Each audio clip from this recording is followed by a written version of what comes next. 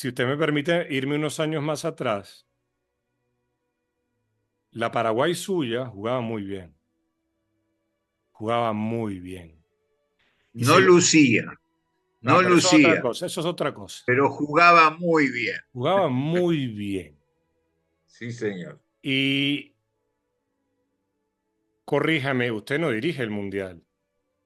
No, me despidieron. Llevan a un entrenador italiano que yo no voy a calificarlo, pero que no tenía idea de dónde estaba. Y yo Así tomé es, eso y se lo digo, yo en ese momento todavía no trabajaba en medios, pero el fútbol ya no era más que una pasión, era un amor. Y para mí es uno de los grandes ejemplos, esto lo dice Ignacio Benedetti, no lo dice usted, de ceguera dirigencial. Porque los procesos humanos no son lineales. Van a tener altos y bajos, van a tener fluctuaciones. Hay que estudiar teoría de los sistemas, por ejemplo, para entender. Y esa Paraguay de usted, porque recuerdo que ya era la eliminatoria esta del todos contra todos y la retransmitía PSN, ¿recuerda usted de ese canal? me acuerdo. Yo grababa todos los partidos de las eliminatorias, todavía tengo los DVD. Yo tenía un kiosquero a 5 cuadras de la casa. DVD no, perdón, los grababa en VHS, disculpe que me haya adelantado.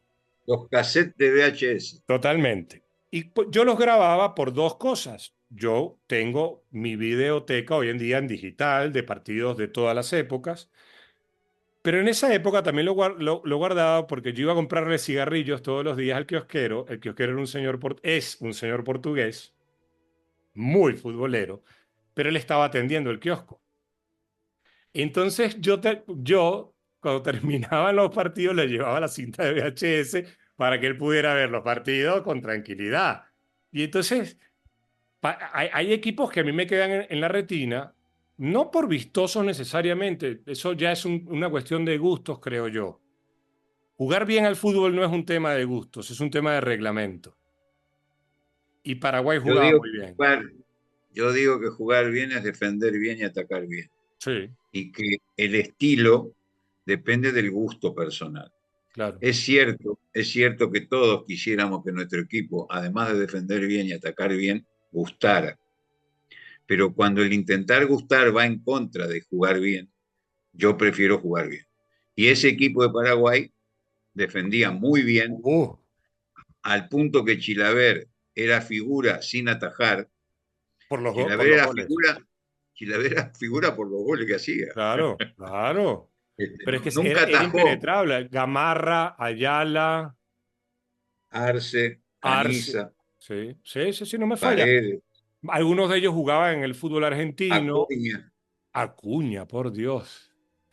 No, era un muy buen equipo de fútbol. Y Y, atacaba para lograr el objetivo de convertir. ¿Y para qué ataco yo si no es, si no es otra cosa? Así de simple. No avanzaba, atacaba. Corríjame, Roque Santa Cruz era muy jovencito y venía de haber hecho una cantidad de goles abrumadora en el año, creo que habían sido 40 y es cuando lo venden al Bayern Múnich. Sí, sí, Y sí. tenía usted a un futbolista de Santa Cruz estos. y Cardoso. Bueno, pero lo que pasa es que el Tacuara Cardoso, perdón, ya va a ser un señor goleador. Y yo creo que no le hago justicia al decir goleador porque jugaba bien al fútbol. Eh, Tenía un futbolista que, claro, después a Paraguay en el Mundial le soluciona algunas cosas, pero que jugaba en River Plate, que era Pipino Cuevas. Por eso digo, después obviamente yo puedo hacer una muy buena película con un presupuesto y la película quizá no luce desde el maquillaje, pero el guión es maravilloso y es fantástico y es lo que hace que uno se quede viéndolo. Esa Paraguay era eso. Tenía un Sí, guión era un muy buen extraordinario. equipo. Era un Sí, muy buen equipo que yo tuve la suerte de poder armar desde su inicio, sí. porque esos chicos, la mayoría de ellos fueron campeones de América conmigo, del preolímpico del noventa y Es dos y fueron correcto, a los Juegos Olímpicos. es correcto. Entonces, los Ayala, los Arce, los Gamarra, los Cardoso fueron campeones conmigo en el 92. Corríjame, Eso en ese mismo, preolímpico que Brasil queda eliminado por un gol de Venezuela y no va a Así los es, Juegos Olímpicos. así es. Y clasifica a Paraguay en la serie. Argentina es eliminado por Uruguay y se clasifican a finales. Argentina, perdón, si bien digo, Uruguay, Paraguay, Ecuador y Colombia. Y en esas finales nosotros le ganamos a los tres y fuimos campeones. Pero de todas maneras, ese equipo, 6 meses después en los Juegos Olímpicos, fue distinto, porque yo entendí que tenía que cambiar. Y de jugar 4-4-2 como jugábamos, pasamos a jugar 3-5-2 en los Juegos Olímpicos. Y hicimos muy buenos Juegos Olímpicos. Nos eliminó Ghana con una selección que indudablemente de su 23 tenía poco, Sí, pero sí. bueno, no había, no había forma de... No, no, esto lo digo yo. Sabemos que históricamente en los países africanos, dadas las condiciones a las cuales han sido sometidos la gente para cuando registraban a un niño, es cierto, el registro decía una edad, pero ese niño ya tenía 3 años. Pero insisto, esto no era porque había una intención de hacer trampa, no, es la opresión a la cual ha sido sometido una serie de pueblos africanos y que al ser humano muchas veces no se le trata precisamente como un ser humano. Ahora, profe, a mí me parece muy rico esa anécdota de que usted cambió, porque, bueno, yo creo que lo más interesante que tiene el ser humano es la introspección, es decir, esa revisión permanente que podemos hacer. Y claro, cuando usted dirige un grupo, la introspección llevado a ese grupo no es de usted sus conductas, sino es con este grupo no puedo quedarme, sino qué puedo hacer para que el grupo sea más competitivo. Eso, en esa época, pareciera que estuviéramos hablando hace 50 años y no. Pero hoy en día no cree usted que para el entrenador es más, no es más, no termina siendo casi imposible la introspección ante la abundancia de partidos a las cuales la industria del espectáculo ha llevado al fútbol. Porque no, se entrena poco, se lesionan mucho los futbolistas. Las pretemporadas hoy en día, sobre todo uno lo ve en Europa, son de viajes intercontinentales, con lo que conlleva el desgaste al futbolista. Eh, no sé si estoy muy lejos de la realidad, no sé cómo lo ve usted. Hoy en día es poco el tiempo que tiene el entrenador para hacer estas cosas. Es cierto que los tiempos son diferentes. Claro. Digamos así, en la década del 60, 70, eh, tú comenzabas a trabajar en la primera semana de enero, para los que tenemos el verano en enero, y empezabas a competir en marzo. 8 semanas de pretemporada. O sea que tenías una pretemporada muy extensa en la que se hacían divisiones de tiempos de trabajo físico, después de tiempo de trabajo técnico, y por allá lo último se hacía lo táctico, y se empezaba a competir con partidos amistosos y se prolongaba, y entonces había tiempos y las estrategias de entrenamiento podían ser adecuadas a ese tiempo. Hoy el fútbol no te da esa oportunidad. A nivel de equipos, yo en el libro relato un poco.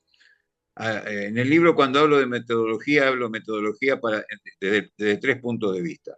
Ok. Metodología para el entrenamiento con niños, para enseñanza de los fundamentos técnicos, metodología para entrenar equipos de fútbol y metodología para el entrenamiento de selecciones. En los 3 casos tomamos, en primer lugar, individualizar, a quién estamos dirigiendo el trabajo, respetar los principios de la educación física siempre, los principios de la progresividad, la variabilidad, la alternancia, la continuidad, pero sobre todo la individualización del entrenamiento. El entrenamiento va dirigido a personas.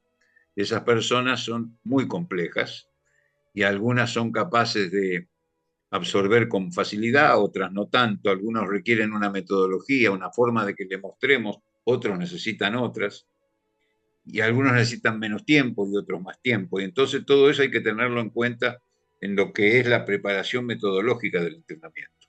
Entonces, también cuando hablo de de planes de trabajo, hablo de planes de trabajo de 4 años, de planes de trabajo de un año, de planes de trabajo de una semana y de planes de trabajo de un entrenamiento.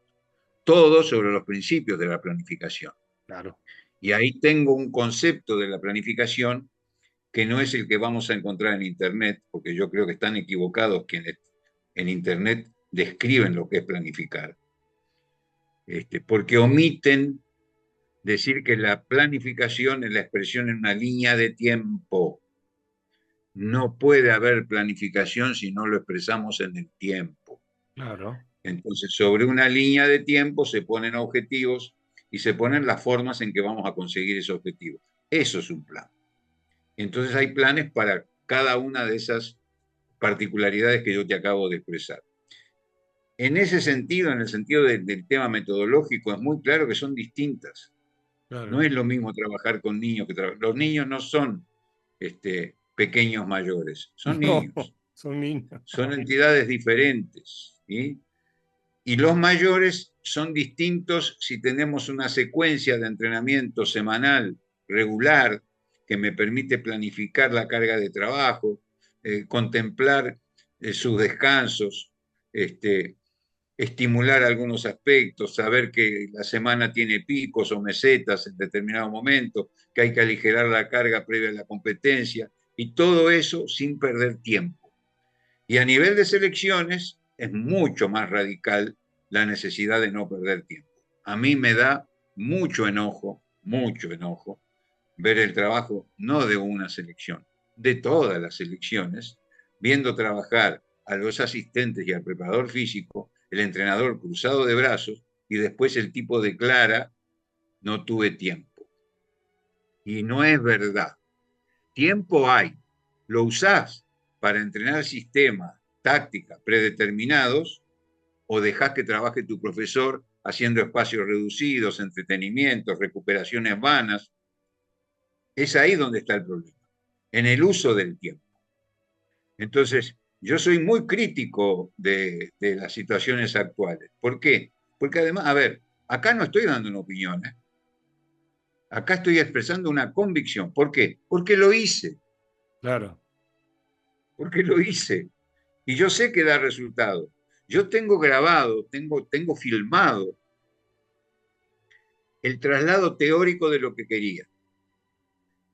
Tengo filmado el entrenamiento donde lo que quería en lo teórico se ejecuta y se entrena. Y tengo grabado el partido. 4 días de entrenamiento. 5 entrenamientos de 2 horas. Sí, Sin que el profesor toque a los jugadores más que para hacer la entrada en calor. Solo la entrada en calor. Todo el resto del tiempo es trabajo táctico. Todo. Y el equipo sale a la cancha y sabe lo que tiene que hacer. Con jugadores que conocí el lunes cuando los recibí. claro. Entonces, yo no tomo eso de que me faltó tiempo. No tomo.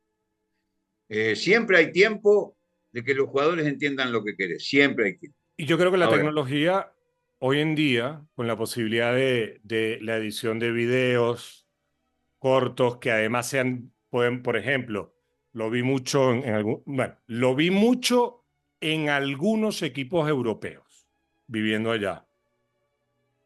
Nos comunicamos a través de estas herramientas, por ejemplo, WhatsApp. El futbolista recibe un video de minuto y medio, 2 minutos, individualizado. Entonces, cómo no hay tiempo? Claro que hay. Yo, por ejemplo, con sus virtudes y sus defectos, ¿eh? Yo no soy quien para juzgar. Yo esta Uruguay, esta versión de la selección uruguaya, y no quiero llevarlo, que quede claro, yo no lo quiero llevar a usted a un un terreno en donde haya crítica. No, es que no me interesa. no, pero que yo puedo opinar con mucha libertad Sí, y pero puedo fundamentar mi opinión. claro, pero a lo que quiero llegar es Uruguay ganando, perdiendo, me refiero a las eliminatorias, con el mismo tiempo de trabajo que tienen otros entrenadores, seleccionadores, Claro. ya tiene, ya sabemos más o menos una identidad que va a variar, que tiene, no la identidad, varían los sistemas, varían las intenciones, varían los ritmos, pero con el poco trabajo, a ver, digamos, con el poco tiempo desde que disponen los entrenadores. Y yo creo que en Sudamérica esta eliminatoria tan larga y no como se hacía antes, ha servido de excusa para que muchos entrenadores, no todos, pero muchos digan, es que no tengo tiempo para trabajar. ¿Por qué? Porque antes la eliminatoria duraba 2 meses, bueno, usted la recuerda. Pero la propia prensa le da lugar a que opinen de esa manera cuando les dice que sos un seleccionador, no sos un entrenador. Es mentira. Eso es mentira. Más que nunca sos un entrenador, porque tenés que recurrir a metodologías no escritas que te permitan comunicar en poco tiempo lo que te gusta. Claro. Cuando tú haces referencia a Uruguay, Bielsa lo demostró muy claramente. Bielsa dirige su primer partido en un amistoso, no sé si contra Cuba o contra quién Sí, jugó. creo que fue Cuba. Creo que fue Cuba. Y el equipo salió a la cancha y sabía perfectamente lo que tenía que hacer y tenía 4 días de entrenamiento. Sabía perfectamente porque mandó videos antes, porque habló con ellos, porque lo entrenó debidamente, porque no perdió el tiempo y el equipo salió y jugó magníficamente. Y eso hace diferencia. Yo tengo grandes coincidencias con el trabajo del profesor Bielsa, pero grandes, enormes. Me gusta la verticalidad, me gusta la intensidad, me gusta la presión alta, me gustan muchas cosas. Hay dos cosas que no me gustan. Uno, el atarse mucho a un sistema y Claro. dos, el desestimar la pausa como valor contrario a la velocidad de ejecución en las intensidades que él pretende jugar. Yo creo que el fútbol todavía, gracias a Dios, está necesitando a alguien que piense y ese alguien que piense en una pausa, Uruguay los tiene, los que pueden pensar, le haría mucho bien al equipo. Es mi única diferencia con el señor Bielsa, independientemente de los clarísimos errores que cometió en el torneo preolímpico, ¿no? Yo coincido con lo de la pausa, profe, y le voy a poner un ejemplo. Yo sé que el mundo, y yo no soy quien para discutir estas cosas, Messi, Cristiano Ronaldo, aquella discusión, y cualquier discusión tonta de quién fue mejor que otro, ¿no? Porque al final hay valores que son no solamente que no se pueden cuantificar, pero también nuestro cerebro nos lleva a comunicar aquello que conocemos y lo que no conocemos no lo podemos comunicar. Y de hecho creo que al observarlo ni siquiera tenemos idea de qué es, ¿no? Por aquello que nos enseñaban, no sé si usted lo recuerda, nosotros apenas utilizamos tanto porcentaje del cerebro, era un porcentaje mínimo, ¿no? Creo que era el 6% y Einstein llegó al 8, al 10, ¿no? Pero yo digo que así como Messi es un futbolista con unas condiciones extraordinarias, no lo vamos a debatir. Messi, si no tenía jugadores que hicieran la pausa, llámese Iniesta o Busquets, para mí Busquets era una debilidad. A mí los volantes 5 que juegan son una debilidad que yo tengo. A mí extremos, por lo que usted decía, porque los han ido extinguiendo y los volantes 5 que juegan, yo muero por ellos, de verdad. Y ver a Busquets era un tipo que pensaba. Yo soy fanático del 5 y contrario al doble contención. Permítame decir que yo pienso igual que usted. Pero eso no sirve de Bueno, nada porque usted y yo lo ya que somos somos somos... dos, ya somos dos. Doble contención me parece una pérdida de espacio, me parece una pérdida de ritmo, Totalmente, me parece totalmente. además un condicionamiento que yo le estoy diciendo al rival, tengo miedo.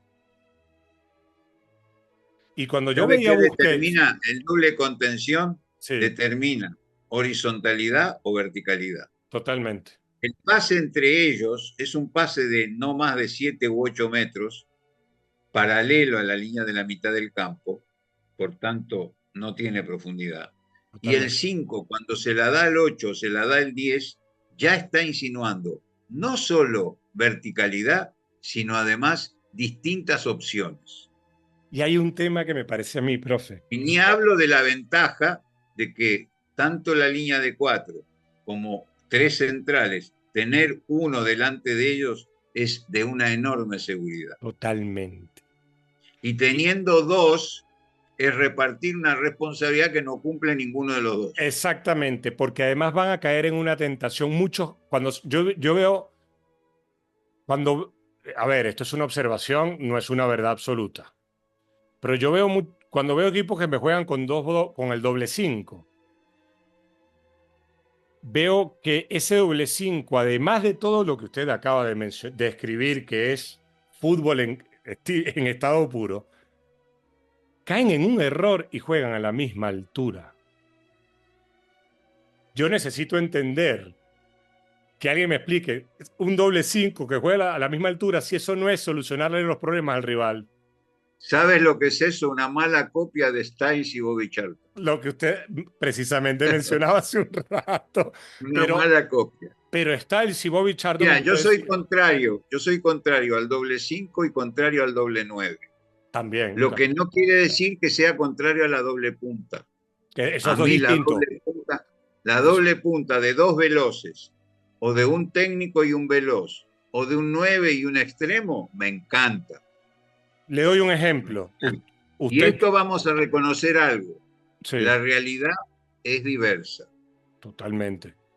Cuando decimos no doble contención, tenemos que reconocer que hay doble contención que funcionan bien. Yo lo reconozco. Usted trabajó en Ahora, Grecia. sí, Grecia, antes de que usted trabajara en Grecia, Grecia sale campeona de la Eurocopa. no, sale después que yo trabajé en Ah, Grecia. después, Con es el, después. con el equipo que armé yo. Ah, bueno. Y La base de esa selección era mi Panathinaikos. Yo tenía 9 jugadores en esa selección. ofrezco mis disculpas por el error en la fecha, ¿eh? Está bien. Y claro que uno puede observar que hay doble 5, que claro que también han hecho cosas buenas. Pero usted como usted vivió en Argentina y usted es un conocedor del fútbol sudamericano, y una de las razones por las cuales también quería hablar con usted, y creo que dio una clase de fútbol sudamericano al inicio, que ayer me escribió un chico, perdón, un chico no, un videoanalista catalán, de cómo era posible que yo hiciera estos espacios gratis. Y yo no tengo respuesta a eso más que es fútbol. ¿Qué quieren? ¿Que yo cobre por esto? Es fútbol. El conocimiento tiene que llegarle a la mayor cantidad de gente posible, creo yo. Creo yo. Es muy bueno lo que estás haciendo. Ya lo estoy calificando de antemano, antes de terminar. Yo lo que le puedo decir es que yo disfruto. De resto, Yo también pero lo estoy disfrutando. me hizo acordar el Boca Junior de Carlos Bianchi, campeón de todo, con un centro atacante como Palermo y uno ligerito que iba por los costados, que primero fue Guillermo Barros Esqueloto, después alternaba con el Chelo Delgado. Delgado. Totalmente. Eso, y jugaba dos puntas, no dos centroatacantes, que son dos. ¿Y sabe qué pasa, profe? Que usted me está llevando una obsesión que me han transmitido y me la he tomado. Juan Manuel Lillo me ha hecho a mí caer en la obsesión, al igual que Paco Seirulo, en conversaciones con ellos, de que tenemos que ser muy respetuosos con el lenguaje del fútbol, pero muy respetuosos, porque no es lo mismo, y lo voy a utilizar el ejemplo, hablar de jugar con dos puntas a jugar con un doble 9.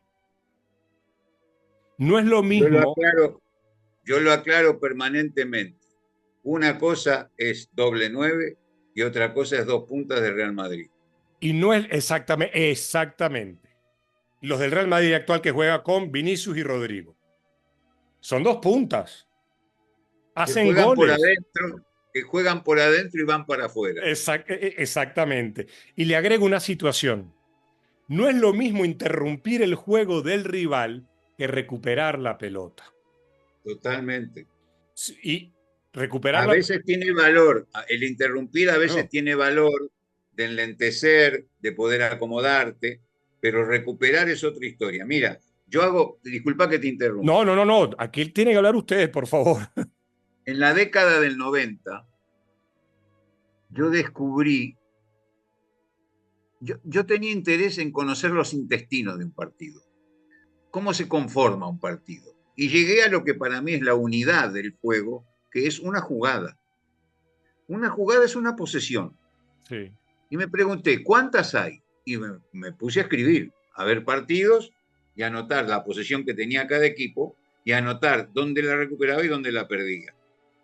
De ahí salió la idea muy, muy clara que en aquellas épocas lo hice con los dos mejores equipos de la década del 90, con el Ajax de Bangal y con San Pablo de Tele Santana.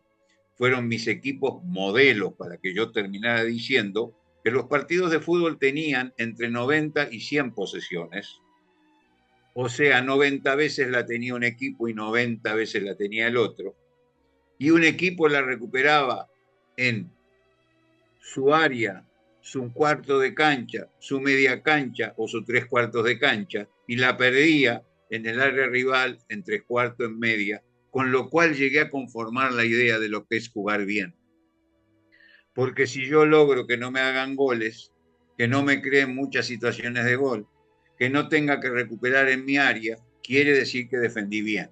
Claro. Y si yo logro hacer dos o tres goles, aunque desde el punto de vista del estilo no les guste, nadie me podrá negar que ataqué bien. Entonces, eso que yo hice en la década del 90 me permitió llegar a un concepto que me río de lo mal que se usa ahora, lo que yo largué en la década del 90. En el 90 yo hablé de volumen de equipo. Ok.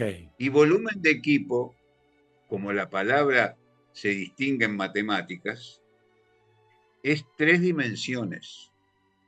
Las tres dimensiones son rendimiento ofensivo, rendimiento defensivo y resultado del partido.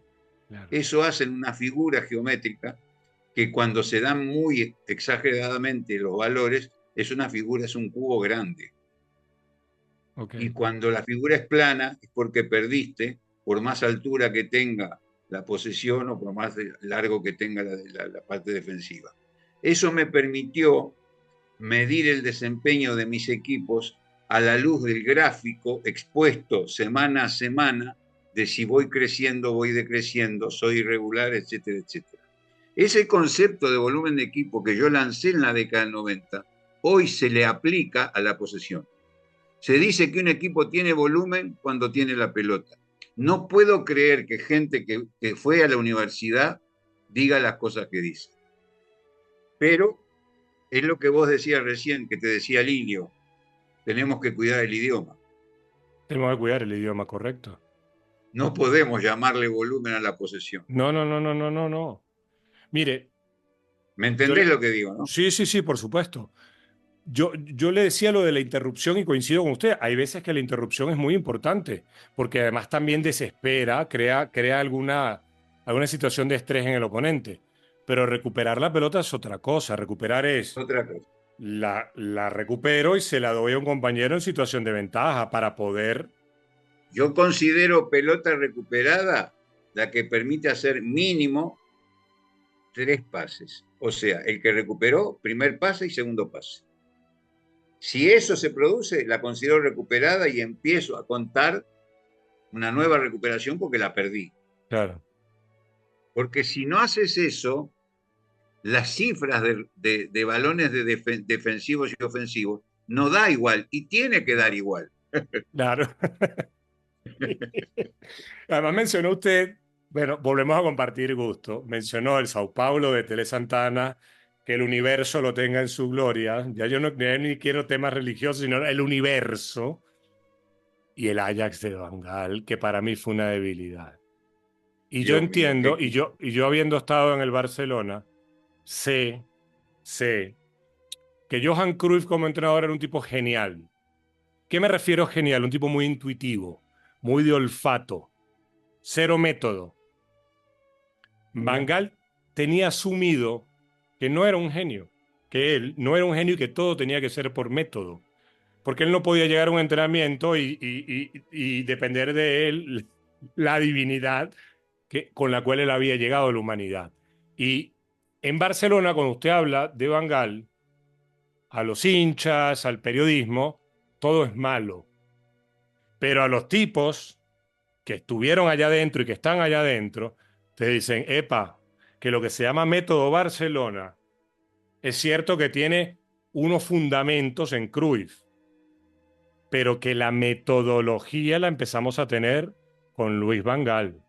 y la entendían tan poco en su momento. No me refiero a los entrenadores, los futbolistas, que por eso él tuvo que llenar de holandeses del Ajax el Barcelona, y creían que era porque no creían porque él no le daba opciones a los juveniles. Y cuando a mí me lo han dicho, yo les digo, ¿saben quién sostuvo a Puyol en el primer equipo del Barcelona? Louis van Gaal. ¿Saben quién sostuvo a Xavi en el primer equipo del Barcelona, más o menos en la misma época? Louis van Gaal. Y en la segunda etapa, en que no le va bien, porque el Barcelona era, con el permiso de Diego Latorre, un cabaret. ¿Quién hizo debutar y sostuvo a un niño de 20 años llamado de 18 años, 19, Andrés Iniesta?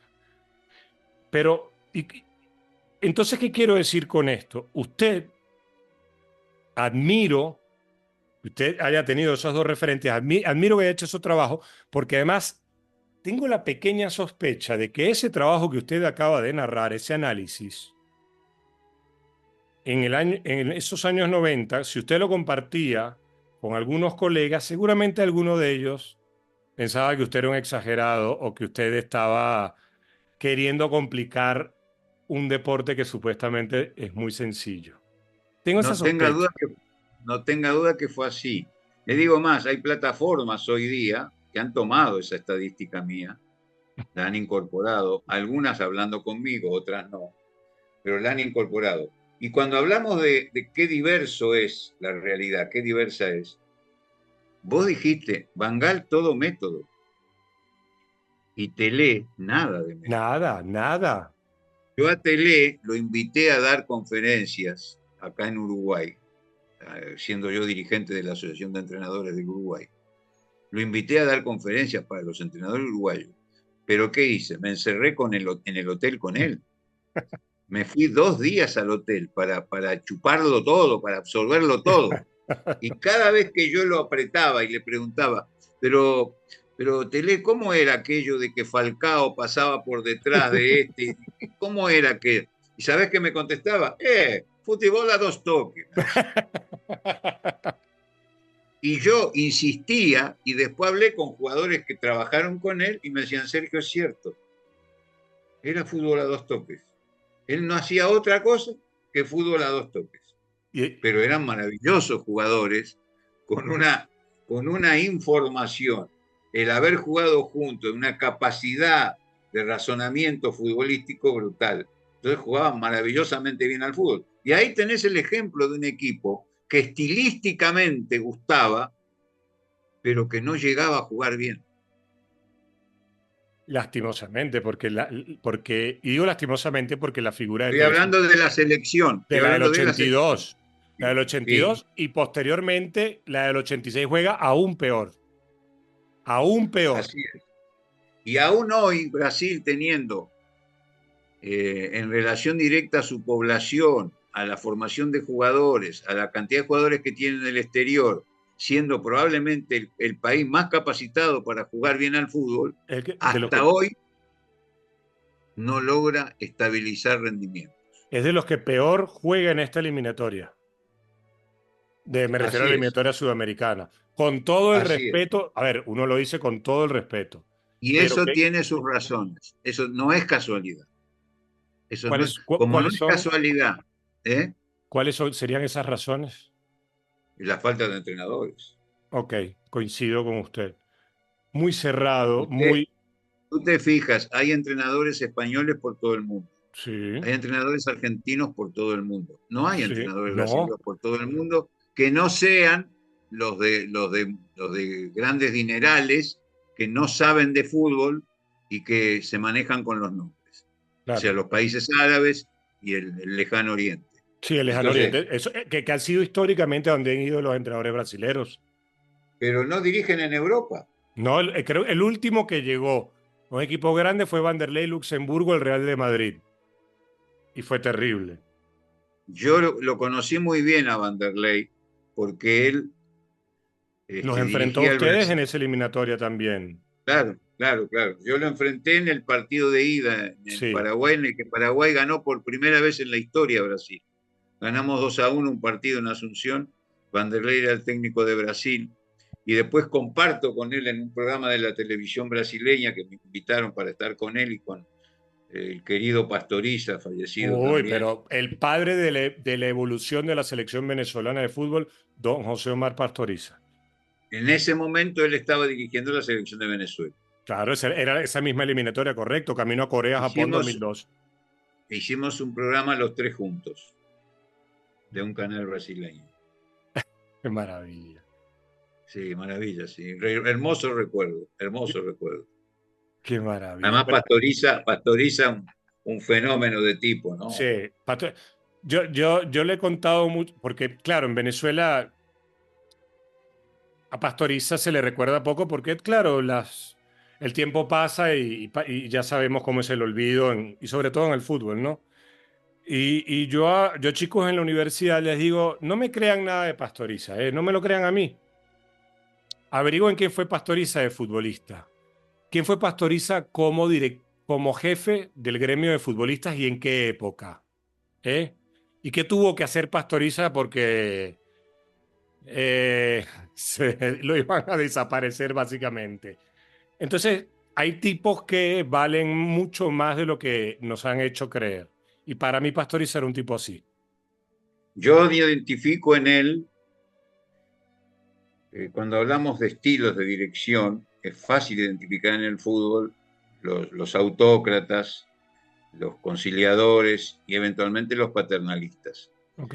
Yo me niego a actuar como un paternalista, sin embargo, considero a mis jugadores como una urgente necesidad de hacer que ellos se sientan parte del objetivo y que Ok. sientan que son dueños de una parte del éxito, cosa que hay que lograrlo en cualquier función.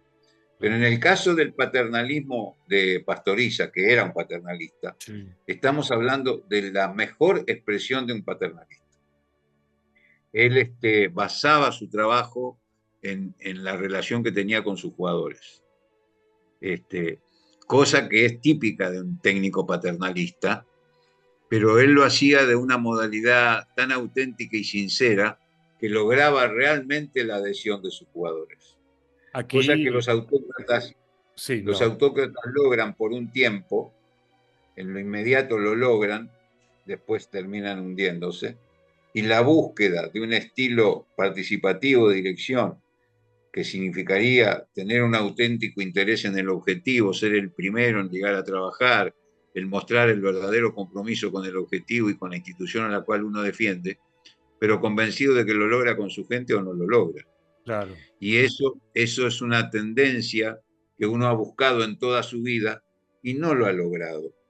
Yo no lo he logrado, he intentado, pero los conflictos, los intereses, la falta de tiempo para poder dialogar con un futbolista, a veces te hace ser un poco autócrata, a veces claro. te hace ser un poco paternalista, a veces vas por el lado de la conciliación, pero siempre guardando esa intención, esa intendencia de lo que yo grafico como decir la verdad y decirla con amor.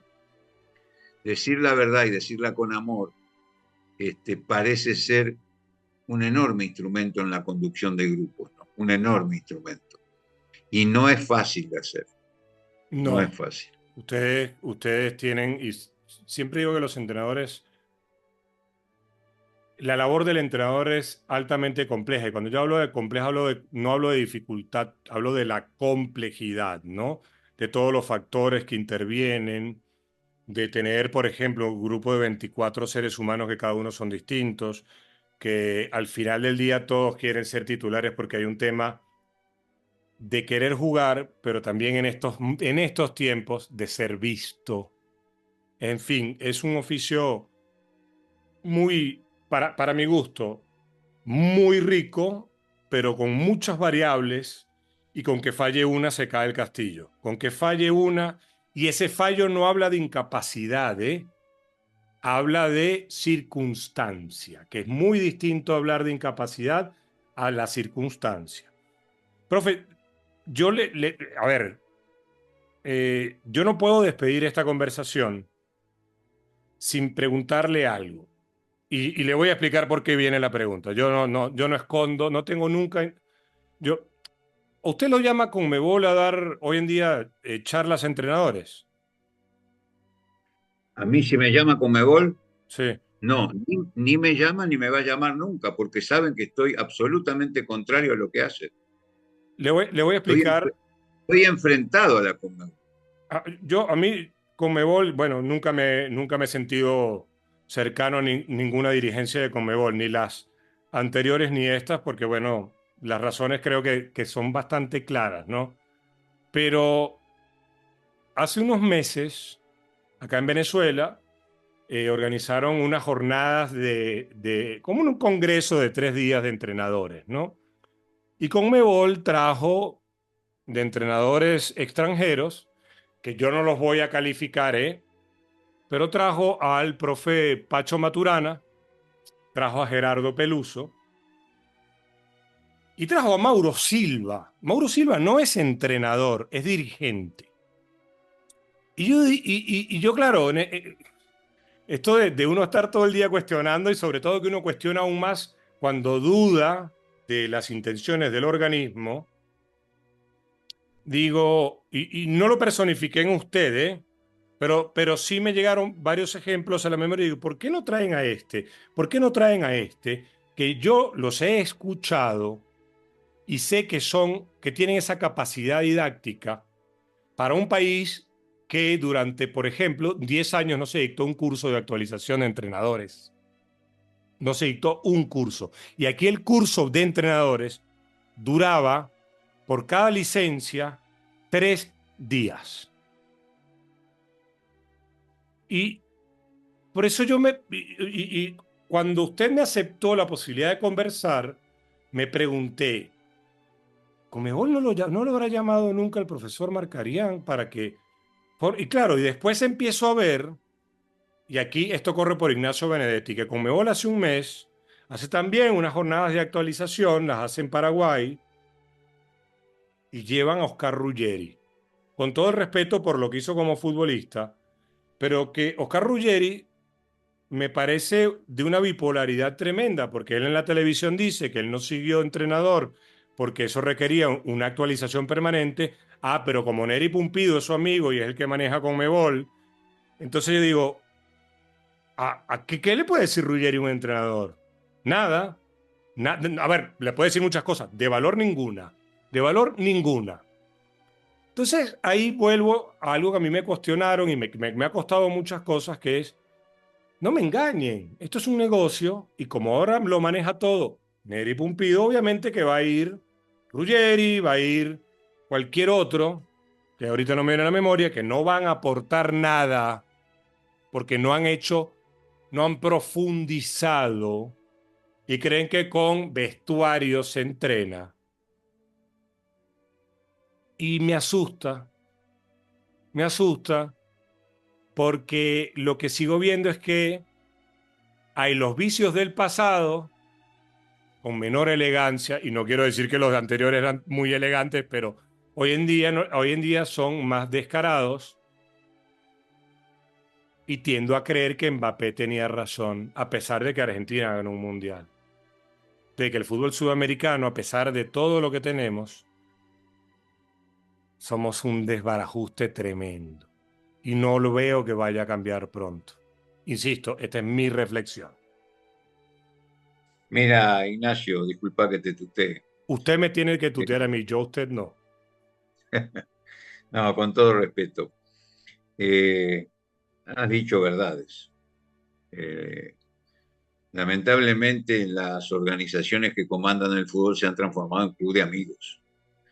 La Conmebol es un club de amigos en el plano del manejo de los contratos, de lo Sí, sí, amigos, económico, socios. del reparto del dinero, pero también amigos hacia abajo, con un grupo de supuesta comisión técnica que hace las cosas que tú relataste y a la que yo no quiero pertenecer. A mí me invitaron en algún momento y dije, no, gracias. Usted es como No Groucho quiero. Marx. Todo club que me Este, quiera aceptar, prefiero no pertenecer. en el Uruguay me pasa lo mismo. O sea, si tú te No puedo creerlo. preguntas cómo es que yo no dirigí la selección, yo te diría, tiene que ver con mi alejamiento del poder. Claro. Siempre estuve alejado del poder y no siento que haya sido un error, porque pude dirigir 3 elecciones sin hacer ningún tipo de concesiones al poder, ningún tipo. Y acá, lamentablemente, se requiere hacer concesiones. Y yo no las quiero hacer porque creo en la libertad, creo en la necesidad de no tener. Hoy leí, yo soy cristiano y leo todos los días la Biblia y hago estudios bíblicos cada mañana. La primera tarea de la mañana es esa y luego me informo. Y una de las cosas que sentí y que decía la lectura de hoy es el valor de no deber nada. El que no debe es libre. Es libre. Y si me permite, porque hay un escritor francés que a mí me encanta. Se llama Michel Houellebecq. Es un tipo que a mi limitada percepción, y no es una falsa modestia, tengo 47 años, yo no puedo presumir de nada. Michel Houellebecq, en un... Puedes presumir de tener muy buenas intenciones Eso y sí, una no despreciable capacidad. yo presumo de una capacidad de querer escuchar, eso sí presumo, de eso sí. No presumo, no, siento que la tengo. Presumir es otra cosa. Es un don, sabes que saber escuchar es un don también. Sí, pero no puedo presumir de ello porque sí, porque no, porque entonces me lo creería y cuando uno se lo cree entra el ego. Está Y bien, el, muy y bien. el ego es como el diablo, ¿no? Está en los detalles. Sí, Entonces sí, mejor, señor. no, mejor a que digan eso de mí, problema de ellos que digan eso de mí. Yo no, no, yo sé que usted ha contado su ritual habitual de las mañanas. El mío tiene que ver con pasear mis perros y inmediatamente decir, sé que no sé nada. Pero no por la afirmación, sino tengo que obligarme a leer o a buscar documentales de cualquier hecho, ¿eh? Del conflicto irlandés, por ejemplo. Me hice 22 horas de documentales. Pero bueno, volviendo a la última reflexión, porque le he quitado mucho tiempo, a pesar de que le digo algo, ¿eh? Me pudiera quedar escuchándole mucho rato, porque yo me estoy nutriendo y sé que la audiencia de este podcast lo va a disfrutar. Michel Houellebecq, hay un libro que es de estos libros de 50 páginas, que no es más que Fabián Belemusky hablando con Michel Houellebecq. Y le pregunta a Belemusky a Houellebecq, le dice, no en todos los casos la celebridad significa libertad. A lo cual Houellebecq le da una respuesta que para mí es emocionante. Le dice, honestamente, lo estoy leyendo, no, porque yo no quiero parafrasear. El éxito es bastante menos importante que la libertad. La libertad surgida del hecho de ganarse el poder hacer lo que uno quiere es un cambio tan grande que lo demás es irrelevante. Creo que se Totalmente de ajusta a lo que acuerdo. usted acaba de narrar. Totalmente de acuerdo. Lo incorporo. Totalmente de acuerdo. Gracias por el mensaje. Muchas gracias. Y después dice, el éxito es más bien un aspecto positivo del positivismo. Sí, tuve éxito. Y le agrego una última anécdota. Usted vivió en Argentina, es uruguayo, es sudamericano, sabe quién es Charly García. Le puede gustar o no, pero sabe quién es. Cuando Charly tenía Sui Generis, que fue aquella banda muy famosa, Sí, sí.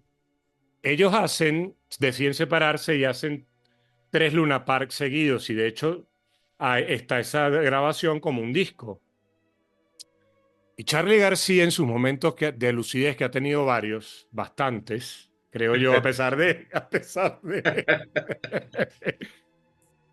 contaban un documental que lastimosamente no se consigue ese documental, pero yo recuerdo haberlo visto en el año 2012 en el canal People and Arts que teníamos todos en las cableoperadoras.